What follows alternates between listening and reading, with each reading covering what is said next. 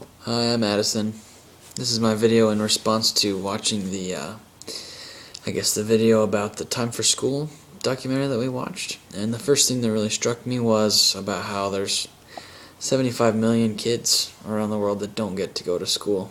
And I feel really blessed that I was, able to go to school and have that privilege. I think a lot of people look at it as a right, but it's also a privilege, to be able to attend school and get that kind of education. It's a big deal. I like how this company followed 7 kids.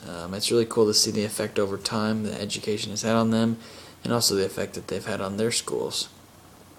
One of the kids mentioned that they see their leaders on TV, and it makes them want to be like them so that they can represent their country. I think that's really great. That's a cool motivation that they have, and having an education is, of course, needed to do that. I wonder how fair of a comparison that is, though, for a kid who maybe is born in the slums to look and see one of their leaders and want to be like that, because maybe that leader is there because they had better educational opportunities, they were in a better area, their parents had more money or whatever. So I think maybe it's harder and maybe not as fair on those kids that are born lower. To be able to reach those heights, but it's also very inspiring that they have those goals. So I think that's really cool. One of the things we talked about with that documentary about the people in New Guinea is how equal each country could be with its natural resources and how much potential they have for global production. And so I think it's true for some of these kids if they're born in an area that doesn't have as much potential. That's their lot in life. Is that fair? I don't know. Is that part of God's plan for the world? Possibly, but I just think that's an interesting issue. I thought it was interesting too how they said that a lot of kids are at risk of dropping out during adolescence. I never saw myself as in danger of dropping out when I was a teenager, but I guess that has to do with what school I went to and how I grew up and the environment I had. One thing I did notice is that on my mission, people had a harder time relating to me because of my educational upbringing and the way that I spoke.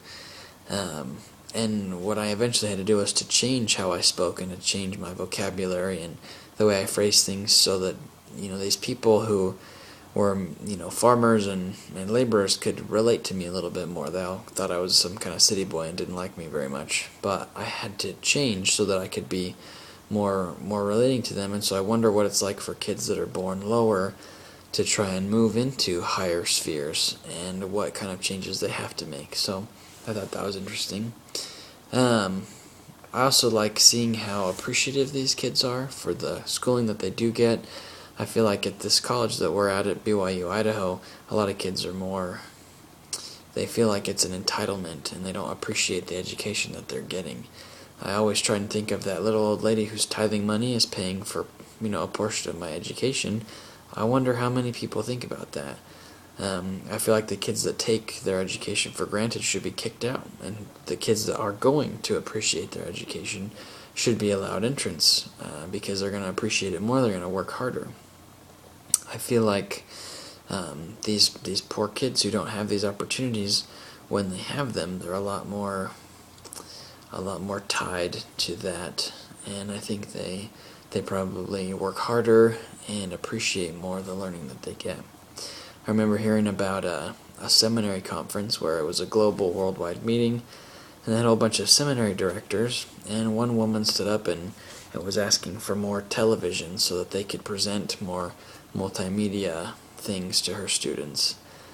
And they discussed that, and then another woman from, I think it was from Africa or somewhere, asked for shotguns so that they could protect their seminary building from hyenas and lions.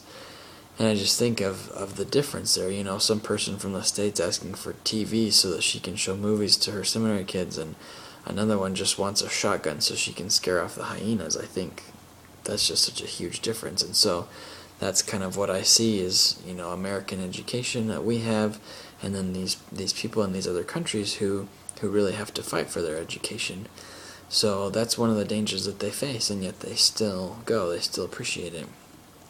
So I'm trying to imagine what our school system would be like if we actually cared about our education, and if we cared about going enough that we would go even if there were, lions chilling around our school buildings. So one last thing that I thought was really interesting was how in some of the schools religious principles are being taught.